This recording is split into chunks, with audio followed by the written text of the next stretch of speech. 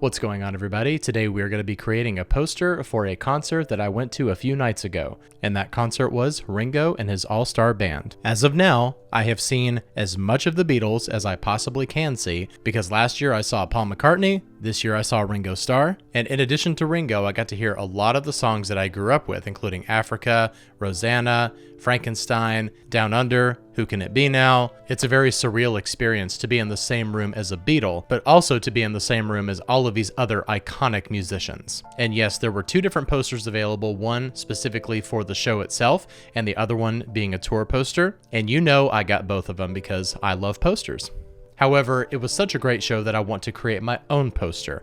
And I kind of have a general idea of what we're doing. I'm not going to be basing it in any type of design system or anything. I just want to put together something that I think is going to look really cool.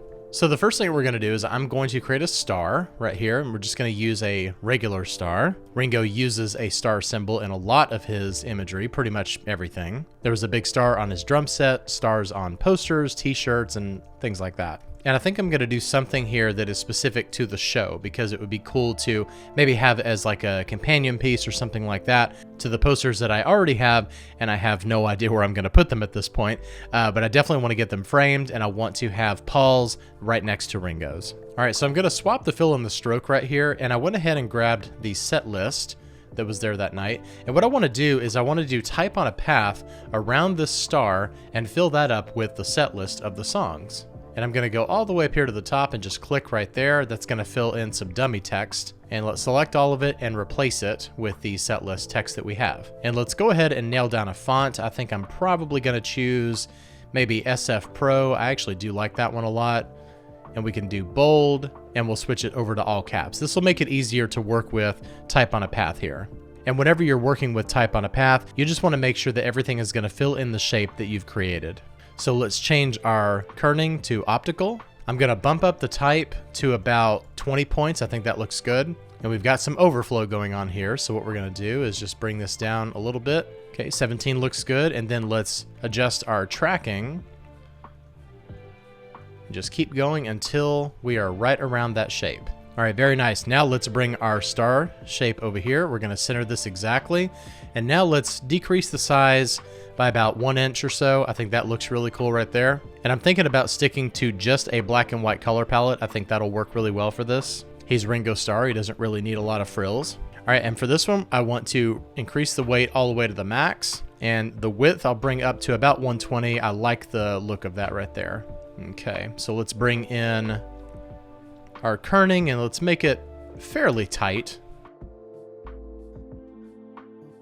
Okay, I like the way that that looks right there. Looking really cool. Let's copy this over here just in case we need it for anything else. I'm going to create outlines for this and go to Pathfinder and click on Unite. That's going to make it one solid shape. And now I'm going to align this with our star. And I think that I will just kind of raise this up a little bit to about right there. Optically center it between here and here. And we want it to be a tad higher because we have all these diagonal lines here. All right, I'm going to change this star to 100% black because I'm not planning on doing any kind of effects here in Photoshop. This is going to be a poster that is just black and white. All right, looking cool there. Now that we've changed this to white, I think I'm going to move this down just a little bit, not too much, maybe around there. And now I'm going to go get some information about the show. All right, so I have that information over here, but one thing I forgot to do is put and his all-star with 2 R's band. And we'll center this up right here.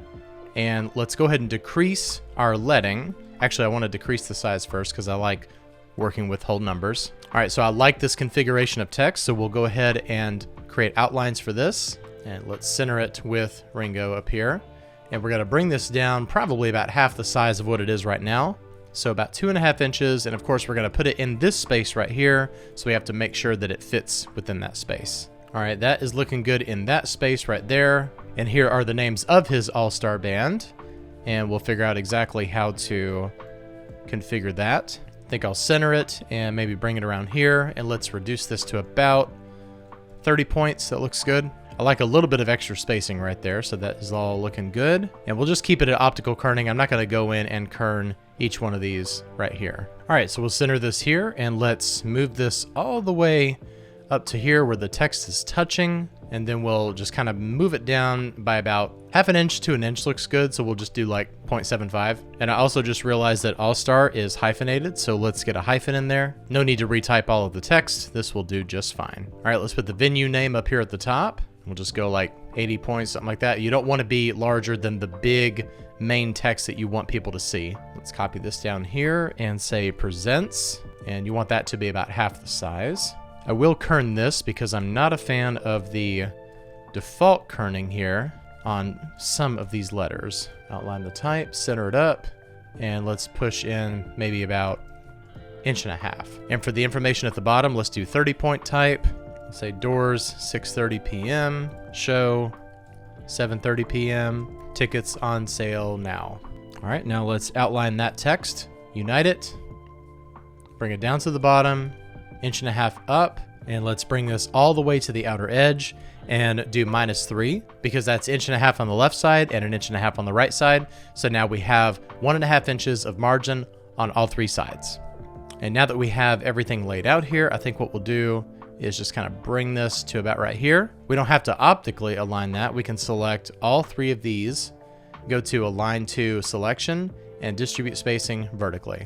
All right, so here it is, Ringo and his All-Star Band Ryman Auditorium poster featuring the set list of that show. Now I realize I could have done a lot more with this poster, maybe something like a stamp of a peace sign because that's Ringo's thing, or you could do like a rainbow. There was a lot of rainbows and like really cool bright colors and stuff like that. But I really do like the simplicity of this, and I wanted to show you the basics of just kind of creating a very simple poster. Maybe at some point I'll come back and do some extra things to this poster. If you'd like me to do that, just let me know down in the comments. All right, well, thank you so much for watching and subscribing. Be sure to click the bell for notifications for all future videos, and I'll see you next time. Bye-bye.